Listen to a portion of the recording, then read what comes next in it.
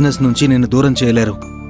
Rajasekhar uncle ఎంత తెలివిగా మన ఆటలు సాగకుండా చేయాలని ప్లాన్ చేస్తున్నారు, అంతే తెలివిగా ఆయన ప్రయత్నాలను మనము తిప్పికొట్టాలి. అది జరగాలంటే ఇన్వెస్టర్స్ మీటింగ్లో నువ్వు సక్సెస్ అయి తీరాలి. నిన్ను ఎగతాళి చేసిన వాళ్ల మీద నువ్వు గెలిచి చూపించాలి. నీకు బాధ్యత లేదు అని అనుకున్న వాళ్ల ఆలోచనలు అబద్ధమని నువ్వు నిరూపించాలి. నువ్వు సక్సెస్ కావడమే వీటన్నింటికీ సమాధానం. కాబట్టి అనవసరమైన ఆలోచనలు పక్కన పెట్టి ముందు ఇన్వెస్టర్లని ఎలా కన్విన్స్ చేయాలో దాని గురించి పర్ఫెక్ట్గా ప్లాన్ చెయ్యి. నీకు ఎలాంటి సపోర్ట్ కావాలన్నా అర్జునుడి పక్కన కృష్ణుడిలా నేను నీతో ఉంటాను.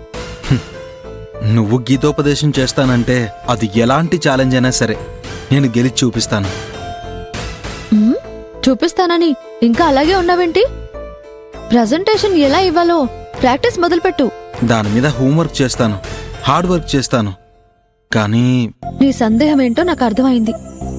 ఇన్వెస్టర్స్ ఎలాంటి క్వశ్చన్స్ అడుగుతారు, వాటికి ఎలా సమాధానం చెప్పాలనే కదా నీ అనుమానం? ఎస్. దానికి నా దగ్గర ఒక ఐడియా ఉంది. అదేంటో చెప్పు పవి. నేనే ఇన్వెస్టర్ అనుకుని నువ్వు ఎలా కన్విన్స్ చేయాలనుకున్నావో అది నాకు ఎక్స్ప్లెయిన్ చెయ్యి. అలా చేయడం వల్ల నాకు కొన్ని డౌట్స్ రేజ్ అవుతాయి, వాటి నుంచి కొన్ని సొల్యూషన్స్ దొరుకుతాయి. అప్పుడు రేపు ఇన్వెస్టర్స్ అడిగే క్వశ్చన్స్ కి నువ్వు ఈజీగా ఆన్సర్ చేసి వాళ్ళని ఒప్పించగలుగుతావు. సూపర్. Just minute.